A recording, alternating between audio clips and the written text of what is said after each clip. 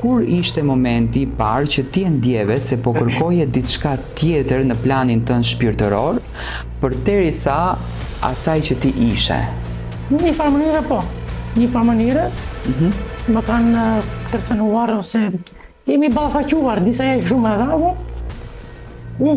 Besimi është personal. Dhe ti pastaj vendose, në cilën moshë vendose që të ndryshosh besimin? Në moshën 18 vjeçare. 18 vjeçare, që i bie ke qenë akoma në shkollën e mesme.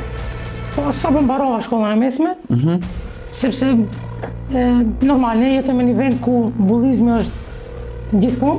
Po? Thash, ta kaloj pak më kështu ma thjesht. Ma thjesht. Zakonisht, për besimin, mua më thyrë të Zoti, për shembull, si ta them, kërkoja nga shumë kohë në Zotin, e kërkoja Perëndin. Ma tregon do takimin e parë që e ke patur? Takimin e parë u takova me atë Dositeun nga Kisha e Shëmbigorit. Unë njoftuam fillimisht me Dositeun, pastaj me vlladikën Parteni, pastaj me vëllezrit, ku prita, jo të them mirë, por shumë mirë. Po. Vlladika jonë ose kryepeshkopi Parteni nuk njeh për shembull rast, gjini ose nuk intereson për nëse ti je shqiptar, ti je rom ose ai don vetëm dashurinë shpirtërore, atërore që je për besimtarët. U prita me një dashuri që më mungonte, që i vogël. Më mungonte nga klerikat tonë që i kemi.